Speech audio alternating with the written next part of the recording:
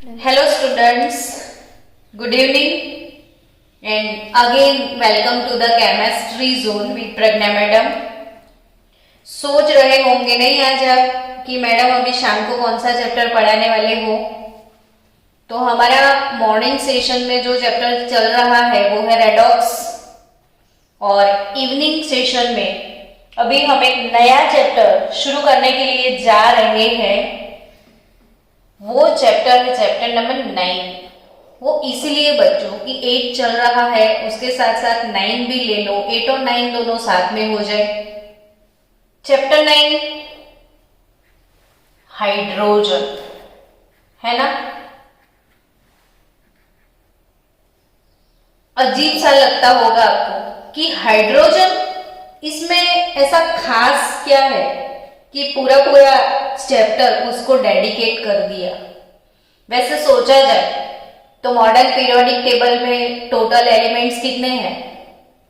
118 और 118 chapter 118 elements पे chapters बनाए तो कितने सारे चैप्टर हो जाए। लेकिन नहीं, हमको तो एक स्पेशल चैप्टर पढ़ना है। वो किसके बारे में? हाइड्रोजन के बारे में।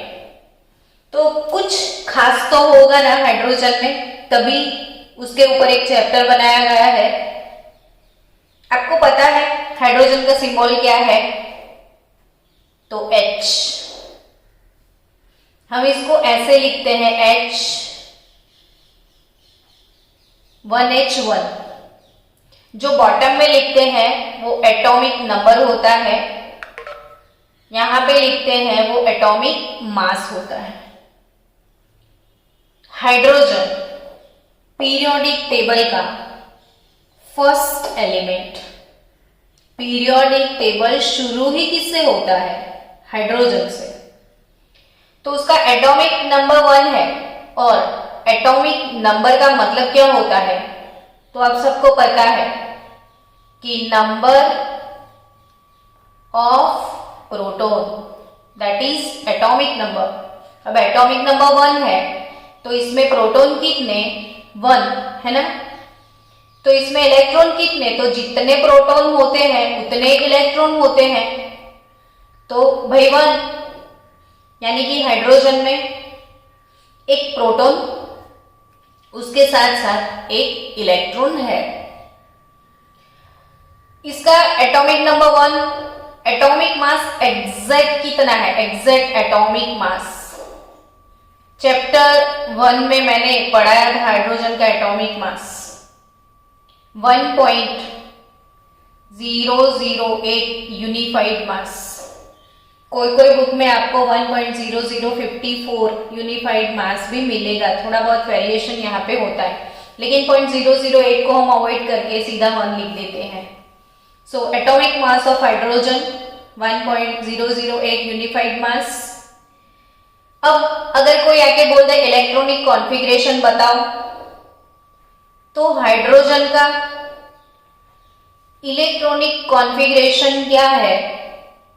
तो 1s1, यानी इसके पास सिर्फ एक ही इलेक्ट्रॉन है और वो भी उसकी फर्स्ट ऑर्बिट 1s में है। तो इसका electronic configuration 1s1। Hydrogen, position of hydrogen. अब हाइड्रोजन का जो इंपॉर्टेंस है वो उसके इंट्रोडक्शन में दिया है, लेकिन जो उसका इंट्रोडक्शन है हम चैप्टर के लास्ट में पढ़ेंगे। ये अजीब सी बात है, लेकिन बहुत सारी चीजें लास्ट में ही क्लियर होगी। तो introduction, hydrogen as a energy source है, वो सब बातें मैं आपको लास्ट में बताऊंगी। अभी सबसे पहले पीरियोडिक टेबल में हाइड्रोजन कहां पे है? तो अब सबको पीरियोडिक टेबल याद हो गया है ना।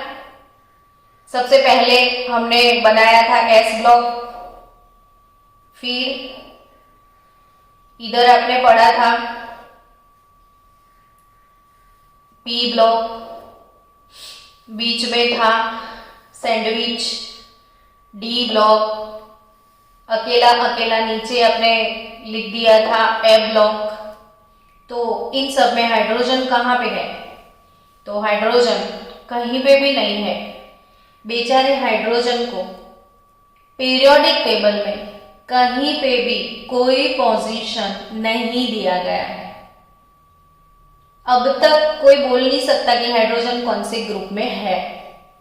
आपको ये पीरियोडिक टेबल आपने बहुत ध्यान से अगर देखा है आपकी टेक्स्ट बुक में तो बड़े ध्यान से देखो, S block, P block, D block, A block, लेकिन हाइड्रोजन तो यहां पे है। क्यों उसको अलग से रखा है?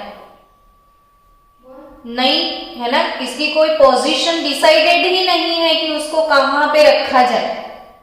न वो एस ब्लॉक में है, न पी ब्लॉक में है, न डी में, न एफ में, कहीं पे भी नहीं है। तो आज यही चीज हम पढ़ेंगे हाइड्रोजन के बारे में। आज का जो टॉपिक है वो है position of hydrogen in the periodic table is still uncertain. It's a topic of discussion कि उसको कहां पे रखा जाए। तो वही चीज हमको सीखनी है। आज का हमारा टॉपिक है कि भाई position of hydrogen in the periodic table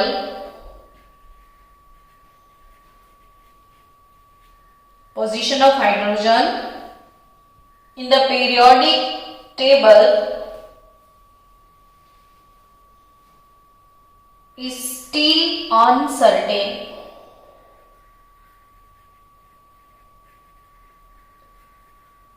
बस इसी टॉपिक के बारे में आज हमको पूरे लेक्चर में पढ़ना है। क्यों अब तक अनसर्टेन है, उसको कहां पे रखना चाहिए, तो वही चीज डिस्कस करके शुरू की जाए। आपको क्या लगता है हाइड्रोजन को कहां पे रखना चाहिए? तो आप सोचोगे हाइड्रोजन का इलेक्ट्रॉनिक कॉन्फ़िगरेशन आप सबको एक बात पता है ना। जैसे हमारे पीरियोडिक टेबल में देखो फर्स्ट ग्रुप है, फर्स्ट ग्रुप तो उसका जनरल इलेक्ट्रॉनिक कॉन्फ़िगरेशन NS1 है। Second group general electronic configuration NS2। Third group NS2 NP1, third यानी हम 13। तो वैसे ही बच्चों, वैसे ही आप सोचोगे इलेक्ट्रॉनिक कॉन्फ़िगरेशन के हिसाब से ये चीज मुझे पता थी कि 1s1 NS1 आई थिंक कुछ सिमिलर आपको दिख रहा है। इसलिए आप सोचोगे कि हाइड्रोजन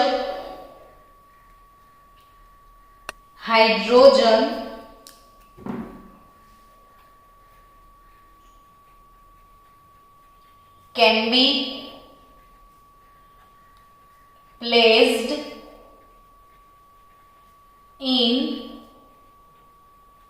first group। डिबेट होगा आज पूरा। डिबेट में ऑलवेज दो पोर्शन होते हैं, एक फेवर में, एक ऑपोजिट में। वैसे ही पहले हम फेवरिंग करेंगे फिर ऑपोजिशन में जाएंगे, है ना। तो सबसे पहले हम डिबेट का टॉपिक क्या रखते हैं कि पोजीशन ऑफ हाइड्रोजन। अब यहां पे मैंने क्या लिखा है कि hydrogen can be placed in first group. तो भाई क्यों उसको फर्स्ट ग्रुप में रखना चाहिए, तो वो बातें सब बोलनी पड़ेगी आपको। तो फर्स्ट ग्रुप उसमें है कौन? लीना की रब से फरियाद। फर्स्ट ग्रुप लीना की रब से फरियाद। और आप सबको कंप्लीटली बाय हार्ट हो गया है कि फर्स्ट ग्रुप में है अल्कली मेटल्स। ली ना की रब से फरियाद, ये हमारा फर्स्ट ग्रुप। तो अल्कली मेटल्स फर्स्ट ग्रुप में है। और अल्कली मेटल्स जो है उनका जो कॉन्फ़िगरेशन है, अल्कली मेटल्स उनका जनरल कॉन्फ़िगरेशन है NS1। alkali metals has general configuration NS1. Similarly, configuration of hydrogen is also 1s1। तो लीना की रब से फरियाद, सबका कॉन्फ़िगरेशन देखो। लिथियम का 2s1, सोडियम का 3s1, इसका 4s1, 5s1, 6s1, 7s1, वैसे ही हाइड्रोजन का 1s1। हमारी डिबेट क्या है? Hydrogen can be placed in first group, यानी कि हाइड्रोजन को फर्स्ट ग्रुप में रखना चाहिए। लेकिन क्यों? तो इसके लिए पहला पॉइंट है कि alkali metal has general configuration NS1, similarly configuration of hydrogen is also 1s1, so that hydrogen can be placed in first group। second thing, और क्या सिमिलरिटी है अल्कली मेटल्स में और हाइड्रोजन में? तो हम बोल सकते हैं alkali metals form cation, alkali metals form cations by losing one electron। मैं धीरे धीरे लिख रही हूं, आराम से बोल रही हूं, ताकि आप सुनते सुनते ही आपको याद हो जाए, फिर पढ़ो तो एक ही बार पढ़ने से प्रिपेयर भी हो जाए। दूसरा डिबेट का टॉपिक, दूसरा पॉइंट रखना है हमको कि alkali metals form cations by losing one electron, यानी कि सोडियम एक इलेक्ट्रॉन लूज करता है और Na+ कैटायन बनाएगा।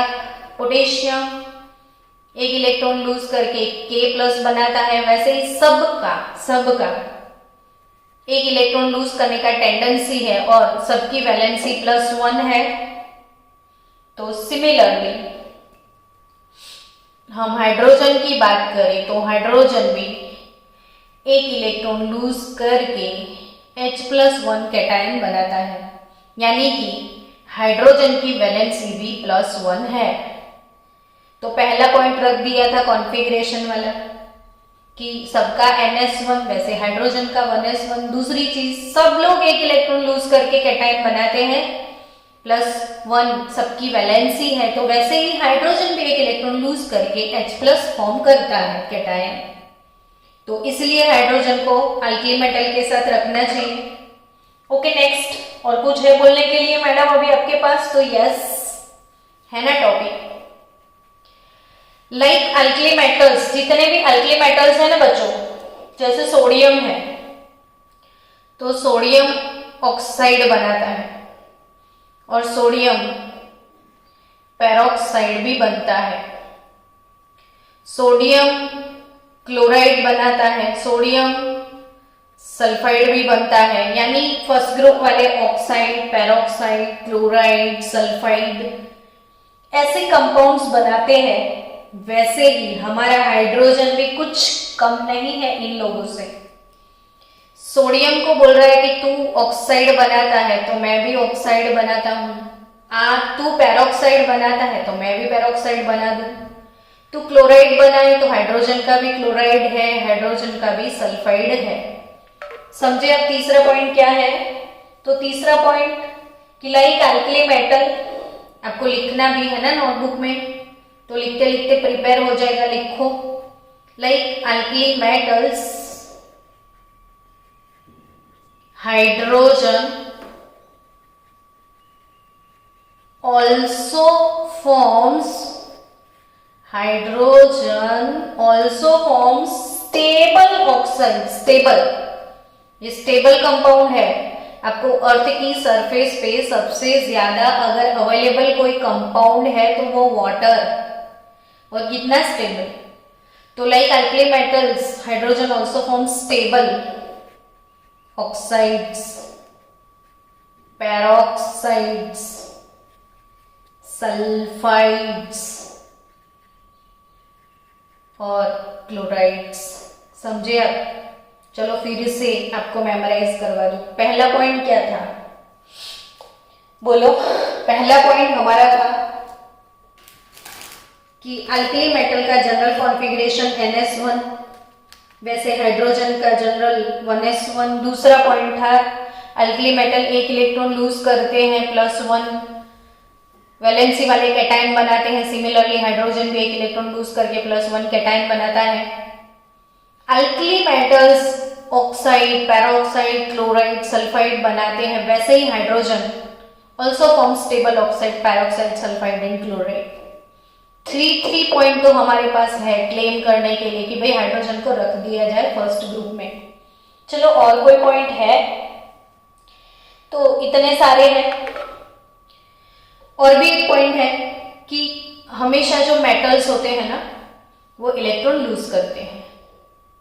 हाइड्रोजन भी इलेक्ट्रॉन लूज कर रहा है। हमने ये पढ़ चुके हैं कि अगर इलेक्ट्रॉन लूज करते हैं तो उस प्रोसेस को हम बोलते हैं oxidation. Loss of electron, electron lose करने का जो प्रोसेस है उसे बोला जाता है बच्चों ऑक्सीडेशन। और जिनका खुद का ऑक्सीडेशन होता है वो सारे रिड्यूसिंग एजेंट होते हैं। तो ये चीज याद रखना, ऑल alkali metals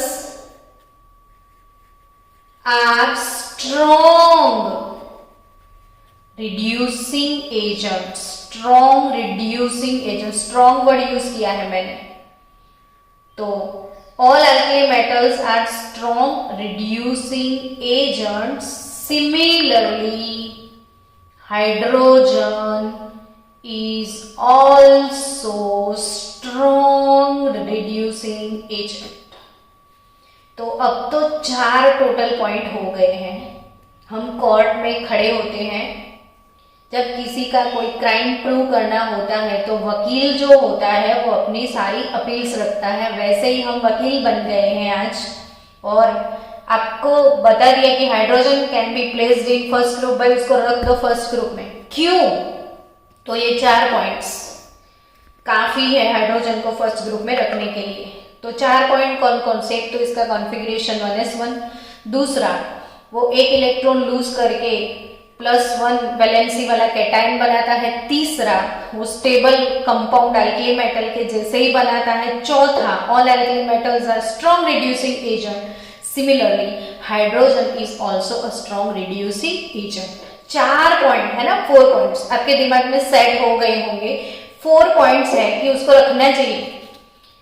चलो अब हम ऑपोजिशन पार्टी में चले जाते हैं कि भाई हाइड्रोजन, ऑपोजिशन में अब हम बात करेंगे कि hydrogen can not be placed in first group. अरे बाप रे, अभी आप फेवर कर रहे थे, अभी बुराइयां करने का काम शुरू कर दिया कि हाइड्रोजन को क्यों फर्स्ट में नहीं रखा है। इतनी सारी सिमिलैरिटी है तो भी बेचारे को निकाल दिया फर्स्ट ग्रुप से। तो एक सिंपल सी बात है कि ऑल अल्कली मेटल वर्ड आया, देखो मेटल्स आर सॉलिड, है ना। All alkali metals are solid. अब हाइड्रोजन के बारे में क्या बोलोगे? सॉलिड बोल सकते हो उसको? नहीं बोल सकते है ना। Alkali metals are solid while hydrogen, बेचारा हाइड्रोजन इज गैस। अब सॉलिड के साथ गैस को कैसे रखने का वो आप खुद सोचो। तो हाइड्रोजन क्यों नहीं रख सकते? तो alkali metals are strong, alkali metals are solids but hydrogen is gas.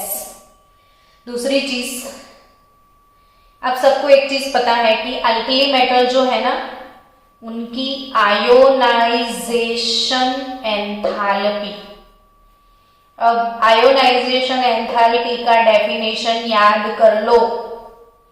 Sodium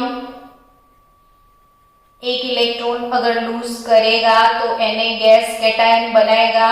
तो इलेक्ट्रॉन लूज करने के लिए हमको एनर्जी प्रोवाइड करना पड़ता है।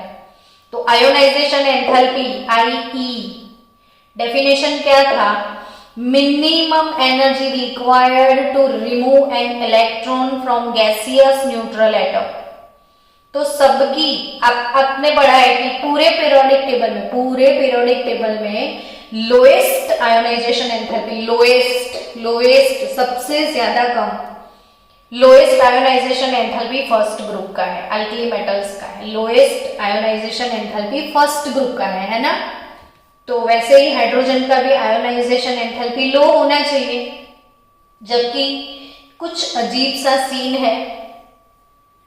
Ionisation, first ionisation enthalpy of hydrogen, it is very high, 1312।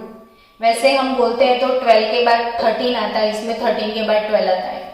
ये चीज याद रखने से आपको ये प्रिपेयर हो जाएगा नंबर 12 13 13 12। तो 13 12 किलो जूल पर मोल, ये हाइड्रोजन का आयोनाइजेशन एंथैल्पी है। और लिथियम का जो कि फर्स्ट ग्रुप का फर्स्ट मेंबर है, उसका आयोनाइजेशन एंथैल्पी जो है वो जस्ट 520 किलो जूल पर मोल है, यानी कि बहुत ज्यादा कॉन्ट्राडिक्शन हो गया। तो यहां पे हाइड्रोजन का आयोनाइजेशन एंथैल्पी बहुत ज्यादा है, जबकि लिथियम का बहुत कम है।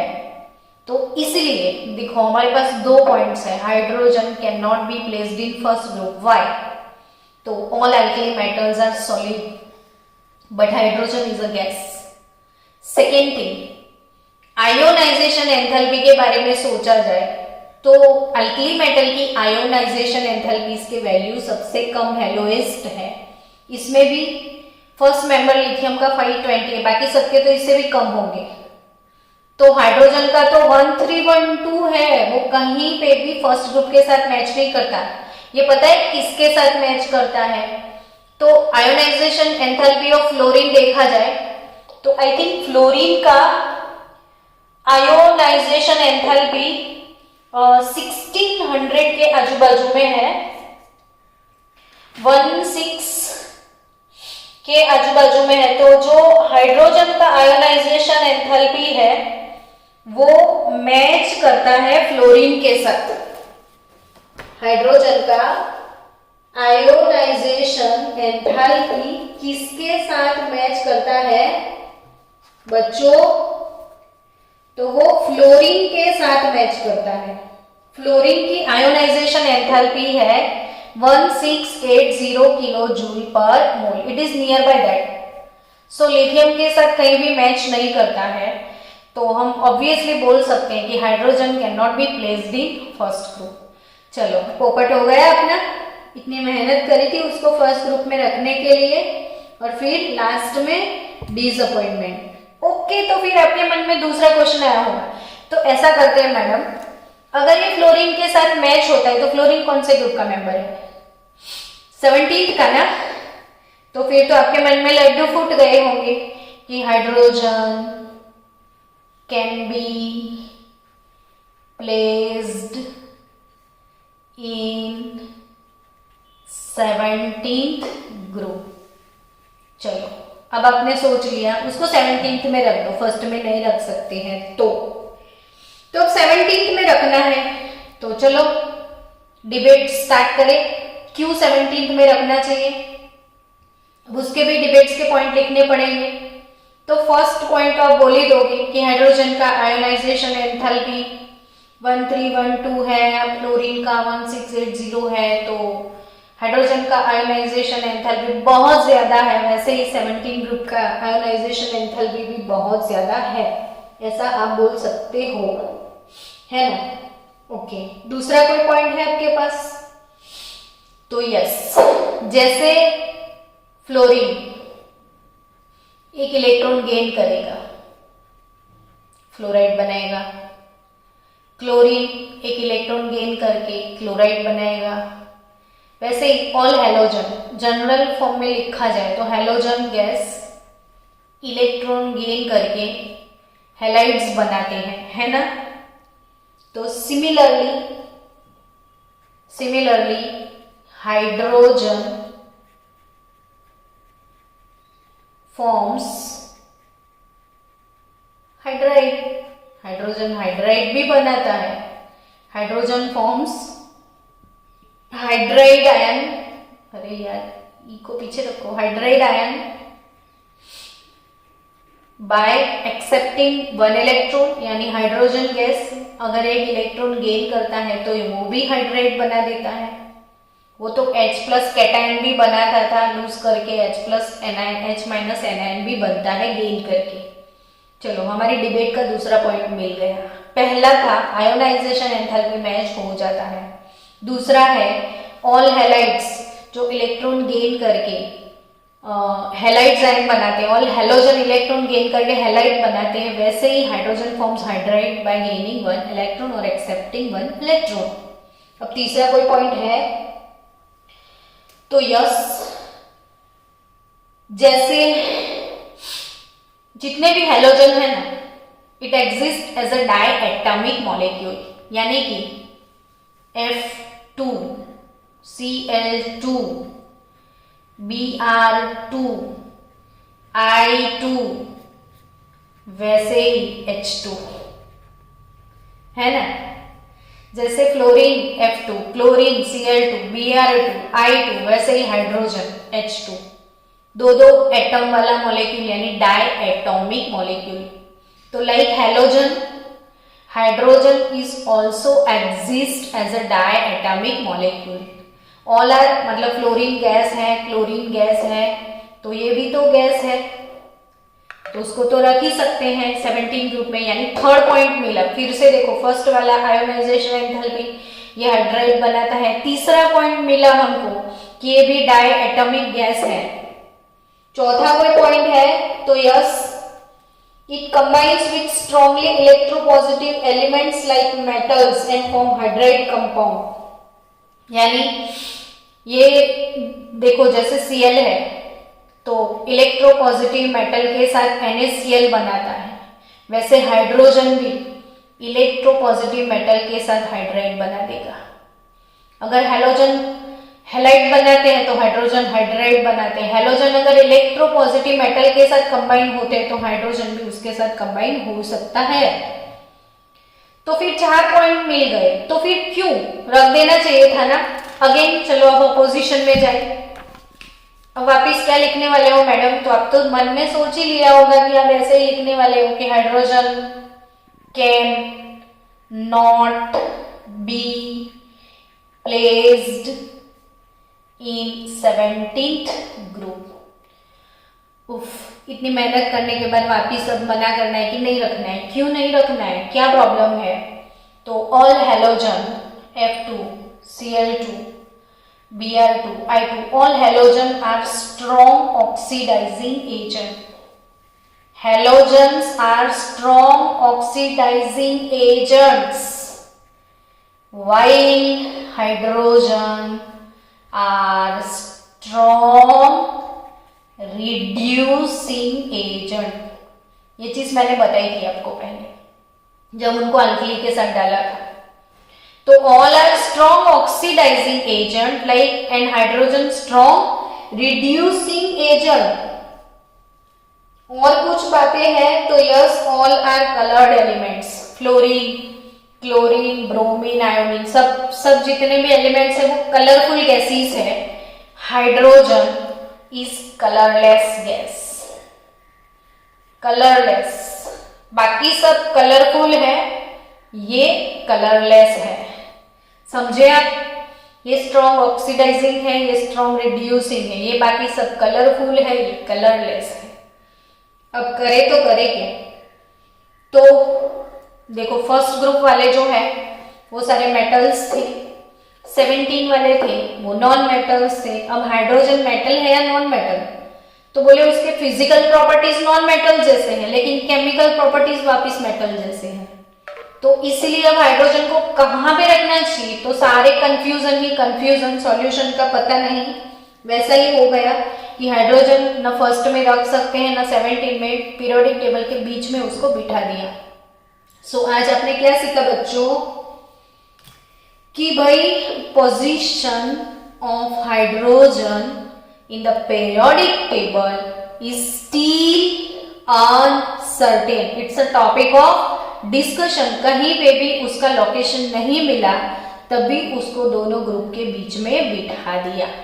तो समझ गए।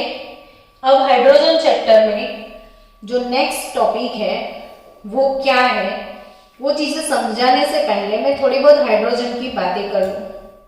हाइड्रोजन सबसे छोटा एलिमेंट, नन्हा सा मुन्ना सा बच्चा है अपना हाइड्रोजन।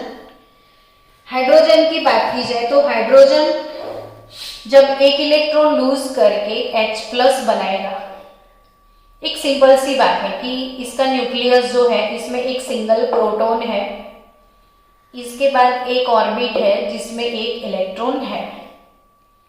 अब सोचो कि उसने एक इलेक्ट्रॉन लूज कर दिया तो बचा क्या उसके पास? इलेक्ट्रॉन 0 हो गए और प्रोटॉन 1 हो गया। तो जब हाइड्रोजन एक इलेक्ट्रॉन लूज करता है तो H+ फॉर्म करता है, जिसको हम प्रोटॉन बोलते हैं, क्योंकि प्रोटॉन ही है और कुछ नहीं है ये। तो H+ को हम क्या बोलते हैं? प्रोटॉन। क्योंकि इसने एक इलेक्ट्रॉन लूज कर दिया तो इसके पास अब इलेक्ट्रॉन नहीं है। अब इसका जो साइज है H+ का साइज बहुत छोटा है। आप याद रखना, ये चीज भूल मत जाना। अभी के अभी आईज क्लोज करके मन में मेमोराइज कर लो कि ये छोटू सा बच्चा, छोटू सा जो प्रोटॉन है उसका आयोनिक रेडियस है 1.5, याद हो गया? 1.5 इंटू 10⁻⁻3, फिर प्रज्ञा मैडम पिकोमीटर, मैं नहीं हूं भाई। तो 1.5 इंटू 10⁻³ पिकोमीटर, इतना छोटू सा है। तो इसको मैडम आप इतना बार बार एनलार्ज करके क्यों बोल रहे हो? तो वो इसीलिए बच्चों कि बाकी के जितने भी आयंस हैं उन सब की जो साइज है ना वो 50 to 200 पिकोमीटर के बीच में है, और ये इन दोनों की रेंज में कहीं पे भी नहीं आ रहा है। यानी वो बहुत छोटू सा है, बहुत छोटू सा। समझ रहे हो मैं क्या बोल रही हूँ? What is ionic radius of this proton? 1.5 into 10⁻³ picometre. While बाकी के पीरियोडिक टेबल के जो अदर स्पीसीज है उन सबका जो साइज है वो 50 to 200 पिकोमीटर है। आई थिंक देव, तूने मुझे कल ही ये क्वेश्चन पूछा था कि मैडम सबसे छोटा कैटायन कौन सा है पीरियोडिक टेबल में, तो वो H+ है। आज ये पता चल गया होगा कि ये सबसे छोटा दिख रहा है, देखो बाकी सबकी रेंज से। तो ये सबसे छोटा कैटायन है, और बच्चों इसलिए तो इसका कोई फ्री एग्जिस्टेंस ही नहीं है। H+ can not have free existence, can not have free existence. क्यों भाई फ्री एग्जिस्टेंस नहीं है? तो इतना छोटा कैसे टिकेगा? किसी न किसी के साथ उसको कंबाइन होना पड़ेगा खुद का एग्जिस्टेंस दिखाने के लिए। तो याद रखना एक चीज, hydrogen can not have free existence.